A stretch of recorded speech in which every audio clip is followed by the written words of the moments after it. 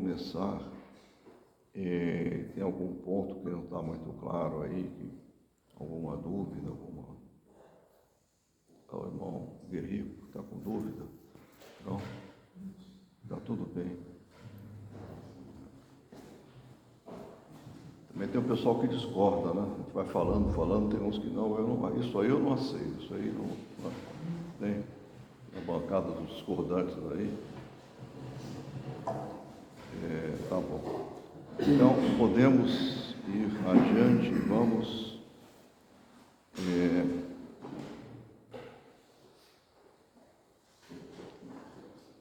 vamos agora ver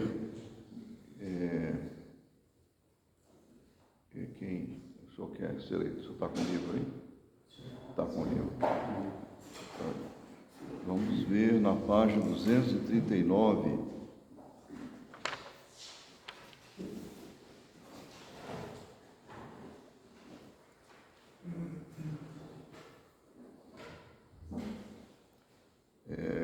Número 20.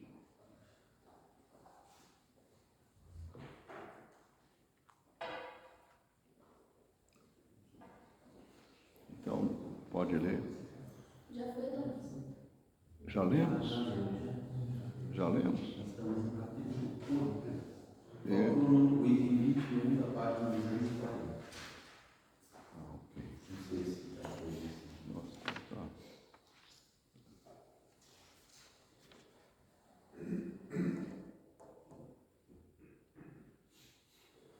Mas página 259 nós não vimos, né? Não. Tá.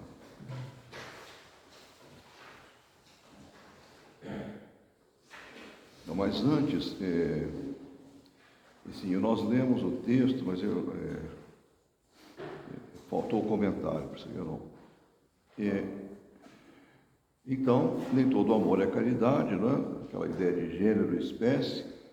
Amor é o gênero, caridade é uma espécie de amor. Mas o que fica aqui de importante é que o amor é uma força natural. Não é? Mas o exercício do amor pode me levar para o bem, então temos a caridade, e pode me levar para o mal, e eu tenho a concupiscência.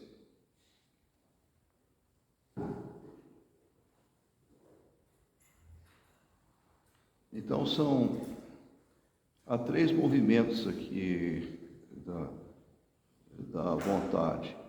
Não é? Tem a escolha, o movimento para o objeto escolhido e a fruição.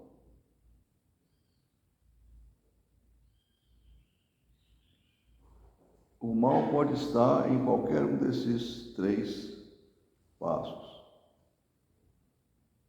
Posso escolher mal, posso ter movimento desordenado, posso ter, vamos dizer, também um gozo desordenado.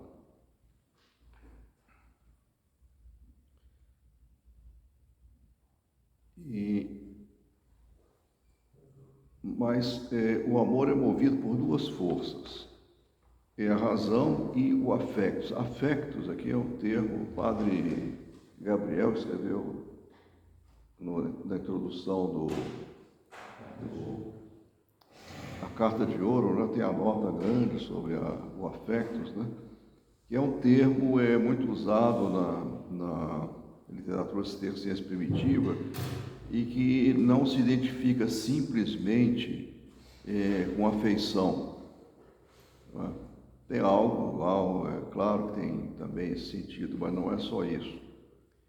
Então, o afectos, assim, simplificando, é o sentimento de atração. Tá? E então o amor pode vir da razão, a razão operando como faculdade, né, da alma. Ela, daí pode resultar, né, o amor por um exercício da razão, ou pode vir de um sentimento de atração, que é o afectos.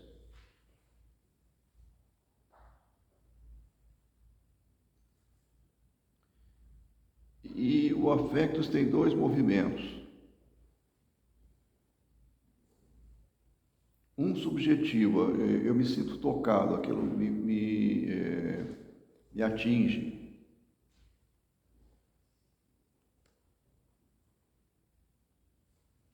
Aquilo me afeta. Mas o outro movimento é emoção, que vai produzir um elan,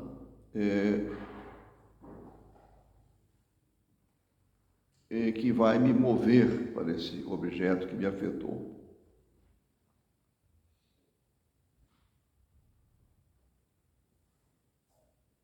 Bem, o Santo Enredo depois, vamos ver aqui na página 250.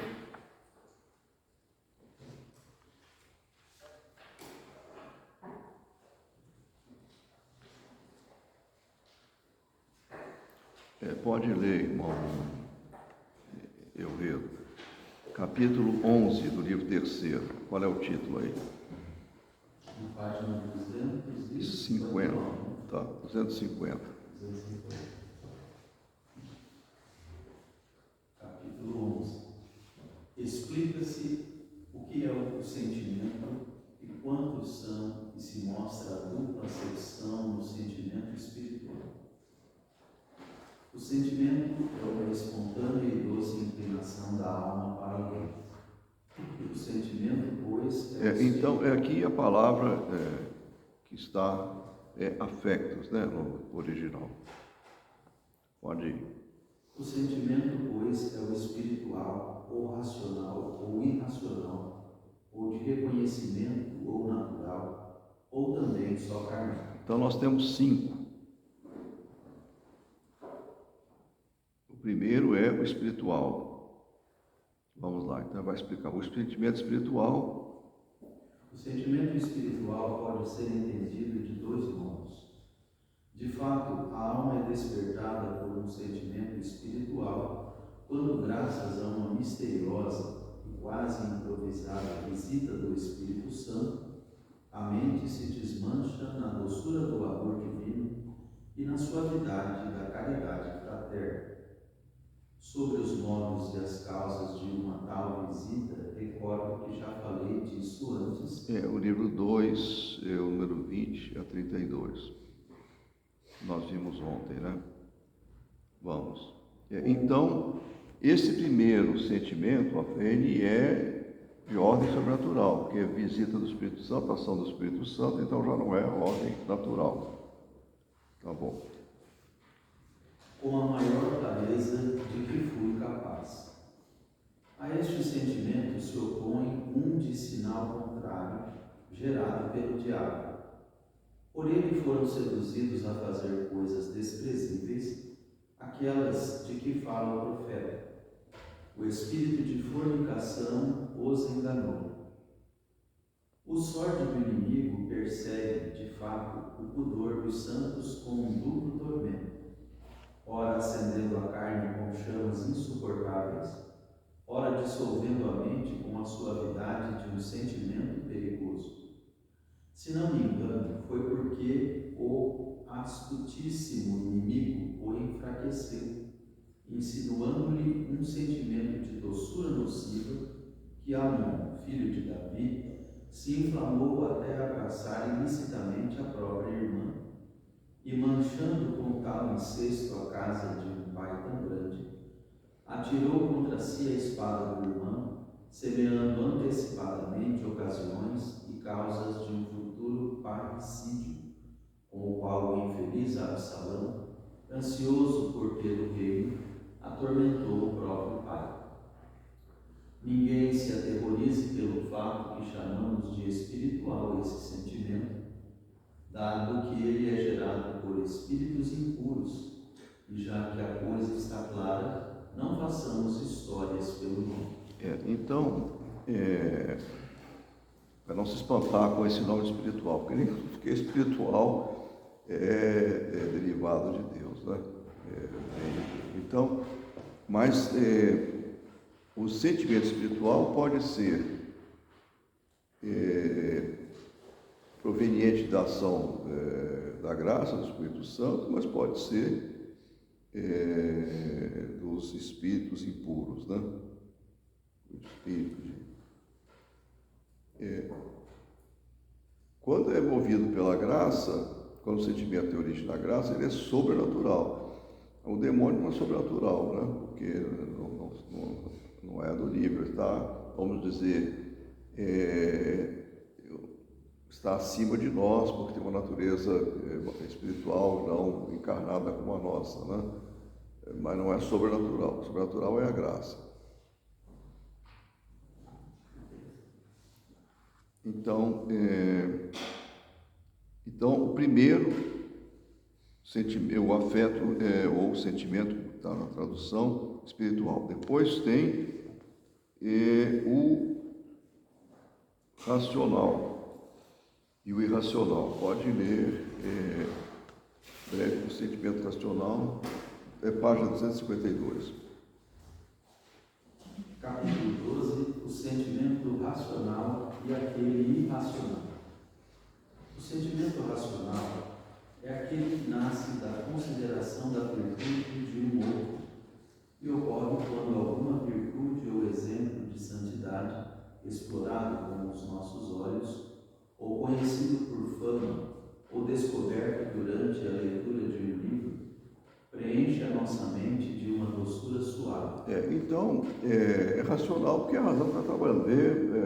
Ela passa a considerar aquilo que ela viu numa pessoa, no exemplo de um santo, não é? A inteligência pondera aquilo e a vontade é atraída, né? E cria uma atração, que ele falou, uma doçura, né? E no prazer da meditação faz aparecer diante dos olhos, nos atravessa o coração com docíssimos impulsos. Fala no prazer da meditação. Então, isso é racional. Agora vamos ver o irracional, que está aqui para não ler tudo.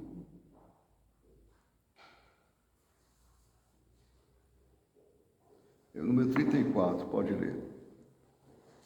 Página 253. A este sentimento se opõe aquilo que chamamos de irracional, com o qual alguém inclina a sua mente para o outro atraído por algum vício que descobriu nele. De fato, muitos, graças ao seu saber imensamente vazio, ou pela estupidíssima coragem mostrada em empenhos militares, fizeram inclinar para si almas de certas pessoas. E aquilo que é ainda mais triste, muitos encantam outros e conquistam o afeto deles, porque são esbanjadores, luxuriosos, traidores e perseguidores da castidade, sustentadores e seguidores de pessoas desprezíveis, espectadores muito tolos, mas muito apaixonados por espetáculos tremendamente vazios. É um sentimento, um afeto irracional. Não vem de uma consideração sadia, uma atração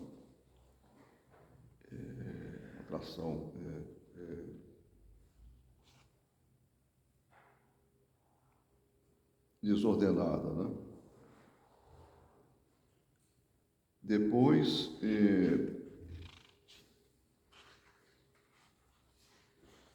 nós temos o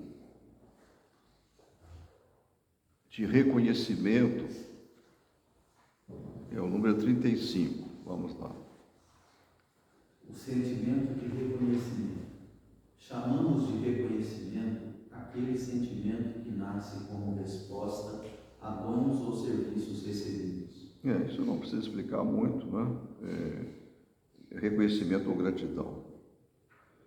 Depois, aqui seriam obrigações sociais, né? Coisas da linha da gratidão, etc. E por último tem o sentimento natural. Sentimento natural. Existe, pois, o sentimento natural que cada um experimenta na própria carne. A mãe pelo filho, o homem por aqueles da sua casa e do seu sangue. De fato, ninguém nunca odiou a própria carne, e não pode uma mãe esquecer-se do seu filho e não ter pena pelo filho das suas vísceras. E quem não cuida dos seus, sobretudo daqueles da sua casa, este renegou a sua fé e é pior que um infiel. A primeira forma... Aqui não tem crase, deixa eu ver, não, está certo. A primeira forma desse sentimento... Não tem crase, né? Tem crase, depois eu olhei, tem crase. A primeira forma não escapam, né? Vamos. A primeira forma deste sentimento não escaparam nem mesmo as pessoas muito santas, e como se narra em nome daquele afeto pelo qual ninguém odeia a própria carne, solícitos da sua sepultura, comprometeram com juramento os descendentes a enterrá-los, quando morressem, não num túmulo estrangeiro, mas naquele dos seus pais. Então, o exemplo de Gênesis 47. Bom, é o que pede Jacó ao filho José. Mas a segunda forma... A segunda forma deste sentimento... Sentimento natural, né? Foi aquela que o sábio Salomão pensou verificar quando as duas prostitutas disputavam diante dele a criança sobrevivente. De fato, a outra foi sufocada pela mãe.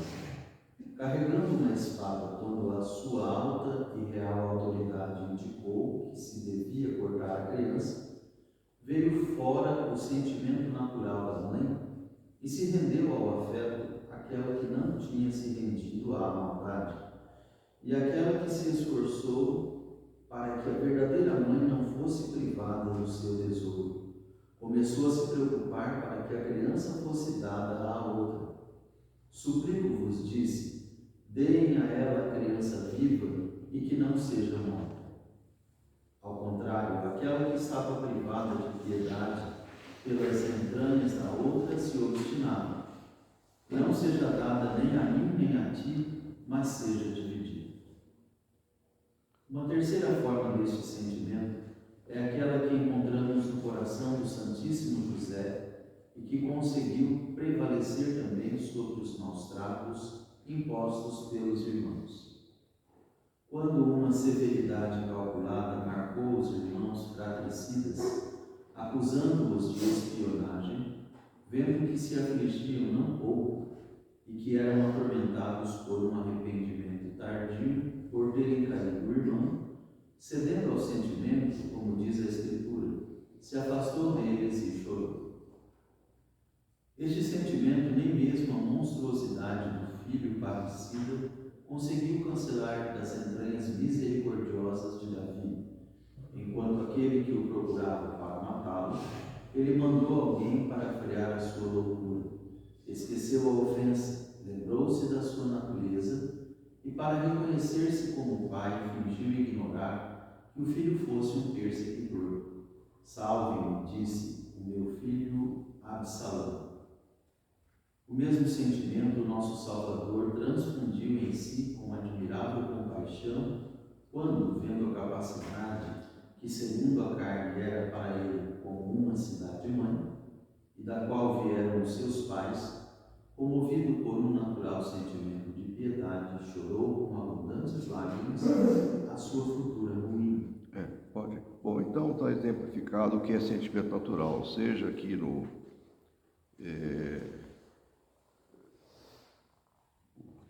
os filhos em relação aos pais, depois falou das duas mulheres lá que estavam disputando a criança, etc., né? O José, que se comoveu com os irmãos, né? Superou o sentimento de vingança, e o Cristo, que, por um sentimento natural, ele era judeu, chorou por Jerusalém. Esse sentimento natural, né? Esse movimento espontâneo, natural, ele pode ser bom, e o exemplo aqui é a princesa que viu Moisés na cestinha, ele dá esse exemplo, né? Flutuando, e mandou recolher, ou pode ser mal. O Davi que Ele dá esse exemplo aqui no capítulo, os dois modos de sentir, de entender o sentimento carnal. O Davi, que é atraído pela beleza da Betsabé, que ele vê do terraço, vê ela se banhando.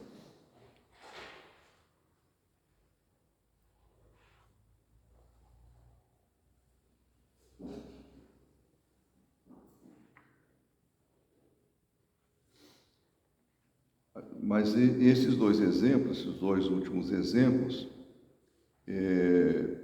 já se referem ao sentimento carnal, né? O que são, recordando aqui,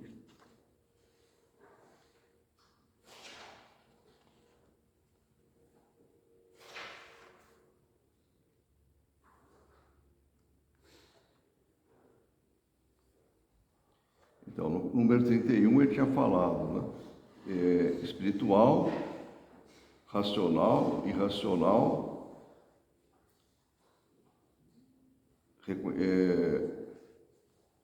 ou de reconhecimento, ou natural, ou também carnal.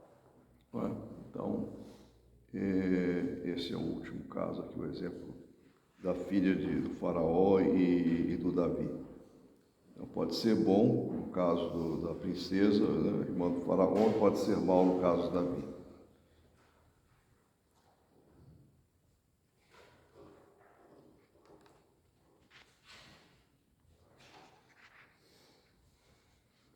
Depois, no item 39, ele vai falar do que se deve pensar desses sentimentos. Pode ler o item 39, página 259.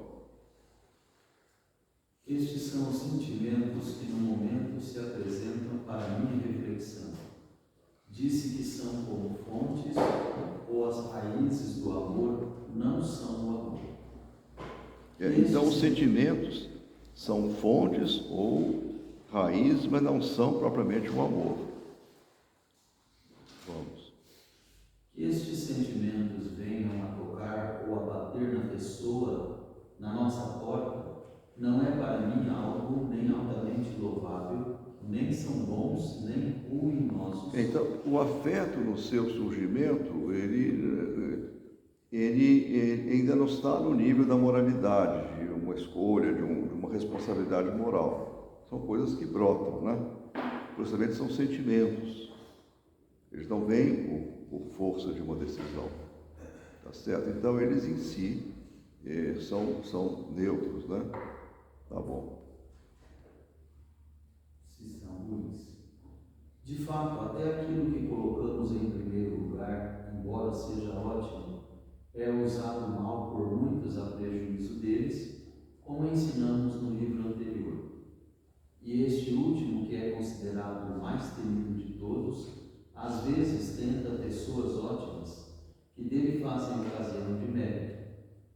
Por isso, aquilo que nós consideramos útil ou nocivo, não é o fato que nós sejamos tocados por esses sentimentos, mas o deixar-se guiar por eles nas nossas escolhas. Então, quando tem escolha, entra a vontade e aí entra a responsabilidade moral.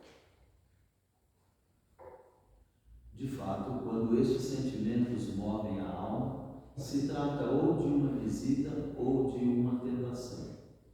Quando nos movemos em base a estes sentimentos, está em jogo, ao invés, o pleno consentimento da vontade. O consentimento, então, é oculto ou é também manifesto. É oculto quando a vontade é interiormente agitada pelo desejo. É manifesto quando este mesmo desejo irrompe externamente num ato. É aquilo que o Cristo ensina, né? Você já pensou alguma coisa, já está uma intenção perversa só na vontade, já há mal moral, já há pecado, né? Mas pode ser que além desse nível interior, haja um ato externo praticado por força daquele sentimento, aquela escolha que você fez. Vamos lá. Se o nosso amor deve mover-se seguindo estes sentimentos, ou em que medida deve mover-se,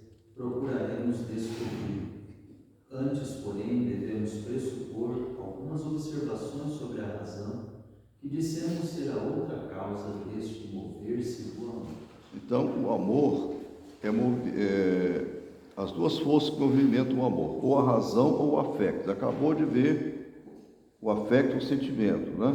Esses tipos que ele apresentou, e disse que o sentimento em si ainda não envolve responsabilidade moral, mas é preciso que haja uma escolha, que a escolha é fruto da liberdade humana, e aí há responsabilidade moral. Aqui é um tratadinho de teologia moral, né? Teologia moral para monges, né? Tá bom? Isso é matéria da teologia moral, nos currículos atuais de teologia. Então, vamos passar para algumas observações aqui. Então, o enredo vai, no fim dessa apresentação dos diferentes tipos, primeiro ele disse as forças que movimentam o amor, a razão e o sentimento, ou afetos, né, em latim. Depois ele classifica esses afetos e sentimentos, e agora vem a pergunta sobre o valor desses afetos com relação à caridade.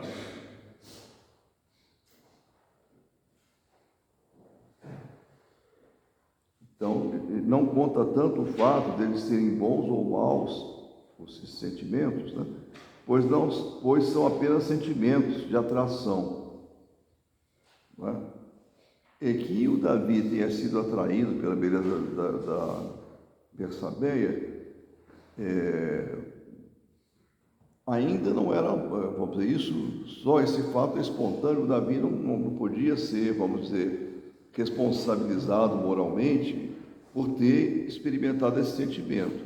O pecado, o desvio, veio depois, quando ele aceitou o sentimento e agiu em função desse sentimento. Então, o que é necessário é ver o que nós fazemos com os nossos afetos.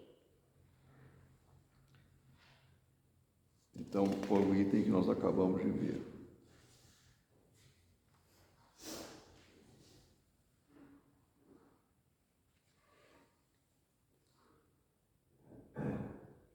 Então, quanto aos afetos, no nível pré-reflexivo, antes que a consciência comece a elaborar, trabalhar sobre o sentimento, há, quer dizer, nesse nível pré-reflexivo, ou atração ou repulsa. Mas isso é espontâneo, né? Ou sinto atração ou sinto repulsa, mas ainda não há uma escolha.